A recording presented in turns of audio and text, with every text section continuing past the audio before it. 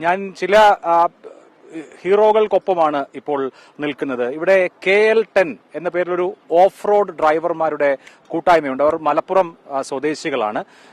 അവർ ഈ ദുരന്തമുണ്ടായ വാർത്ത കേട്ട് സ്വമേധയാ ഇങ്ങോട്ട് വന്നതാണ്. ഈ ഭൂപ്രകൃതി എന്ന് പറയുന്നത് സാധാരണ വാഹനങ്ങൾക്ക് കടന്നു പോകാൻ ബുദ്ധിമുട്ടുള്ള ഭൂപ്രകൃതിയാണ്. ചെളി നിറഞ്ഞ് കിടക്കുകയാണ്. ദുഷ്കരമായ സാഹചര്യമാണ്. ആ റോഡിലൂടെ വാഹനങ്ങൾ ഓടിക്കണമെങ്കിൽ ഈ തരത്തിലുള്ള ഓഫ് റോഡ് ജീപ്പുകൾ വളരെ പ്രധാനമാണ്. ഓഫ് റോഡ് ജീപ്പുകളുമായി അടിച്ചുപൊളിക്കുന്ന ഫ്രീക്കന്മാരല്ല ഇവർ. എവിടെ ദുരന്തമുണ്ടായാലും ഓടിയെത്തും. ഞങ്ങൾ ഇവിടെ മാത്രമല്ല, ഞങ്ങൾ ഇത് തുടങ്ങുന്നതിന്റെ മുന്നേ കരുവാരക്കുണ്ട് ഒരു മല ഇങ്ങനെ ഇടിയാൻ ചാൻസ് ഉണ്ടെന്ന് പറഞ്ഞപ്പോൾ 120 കുടുംബങ്ങളെ ഞങ്ങൾ പോയിട്ട് അവിടുന്ന് മാറ്റി പാർപ്പിച്ചിട്ടുണ്ടായിരുന്നു. അതിനുശേഷം ഞങ്ങൾ നേരെ ഇവിടേക്ക് വന്നു. ആ സമയത്ത് ഞങ്ങൾ വണ്ടി ഇവിടേക്ക് കടത്തി വിടുന്നുണ്ടായിരുന്നില്ല. അതുകൊണ്ട് ഞങ്ങൾ പുറത്ത് ഞങ്ങളെ കൊണ്ട് ചെയ്യാൻ കഴിയുന്ന സംഭവങ്ങളൊക്കെ ചെയ്തതിനു ശേഷം ഞങ്ങൾ മുണ്ടേരി വനത്തിലേക്ക് പോയി. ഇവിടെ നിന്നുണ്ടായ ബാക്കി അവശിഷ്ടങ്ങളൊക്കെ അവിടെയാണ് പോകുന്നത്. ഞങ്ങൾ മുണ്ടേരി പോയി. അവിടെ കാടിന്റെ ഉൾവനത്തിൽ പോയിട്ട് ഒരുപാട് ബോഡികളും ശവശരീരങ്ങളുടെ ഭാഗങ്ങളും ഞങ്ങൾ വണ്ടിയിൽ റെസ്ക്യൂ ചെയ്തു.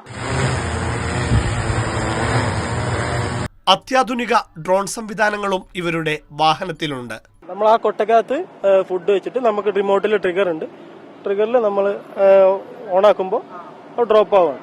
നമ്മളൊരു 100ഓളം പേർക്ക് ഇപ്പോൾ ഫുഡ് കൊടുത്തിട്ടുണ്ട്. ഭക്ഷണം എത്തിക്കാൻ ബുദ്ധിമുട്ടുള്ള സ്ഥലങ്ങളിൽ ഭക്ഷണം ഡ്രോപ്പ് ചെയ്യാൻ വേണ്ടി ഈ ഓഫ് റോഡ് ജീപ്പിൽ ഡ്രോണുകളുമായി മുകളിലേക്ക് പോയി അവിടെ നിന്ന് ഡ്രോൺ പറത്തി ഭക്ഷണം ഡ്രോപ്പ് ചെയ്യുക, ഫുഡ് പാക്കറ്റ്സ്, ഭക്ഷണങ്ങൾ അടങ്ങിയ പാക്കറ്റ്സ് ഡ്രോപ്പ് ചെയ്യുന്ന കാര്യം കൂടി ഇവർ ചെയ്യുന്നുണ്ട്. തിരച്ചിൽ അവസാനിക്കും വരെ KL10 ഓഫ് റോഡ് ക്ലബ് അംഗങ്ങൾ വയനാട്ടിൽ തുടരും. ഇതാരും ഞങ്ങൾക്ക് സ്പോൺസർ ചെയ്യുന്നൊന്നുമല്ല. ഞങ്ങളുടെ പാഷൻ കൊണ്ട് ഞങ്ങൾ ജീപ്പ് മേടിച്ച് ഞങ്ങൾ ബിൽഡ് ചെയ്തുണ്ടാക്കുന്നതാണ്. ഇതൊരു സാധാരണ 540 സാധാരണ ജീപ്പുമായി ബന്ധപ്പെടുത്താനേ പറ്റില്ല. ഇതിനകത്ത് ഫിഡിൽ ബ്രേക്ക്, ലോക്കർ, വിഞ്ച്, ഒരുപാട് സാധനം ഞങ്ങൾ എവിടെ പോയിട്ടുണ്ടെങ്കിലും കുടുങ്ങാത്ത രീതിയിൽ സ്വയം കയറി പോരാൻ പാകത്തിനുള്ള രീതിയിൽ ബിൽഡ് ചെയ്തെടുത്ത വണ്ടികളാണ്. അതുകൊണ്ട് തന്നെയാണ് ഇപ്പോൾ ഇവിടുന്ന് നമ്മുടെ കളക്ടറൊക്കെ നമ്മളെ വിവരം അറിയിച്ച് ഇവിടെ എത്താൻ പറഞ്ഞതും അങ്ങനെയൊക്കെ തന്നെയാണ്. ഇങ്ങനത്തെ വണ്ടികളുള്ള ആൾക്കാർ ഇവിടെ എത്താൻ പറഞ്ഞതും അതുകൊണ്ട് തന്നെയാണ്.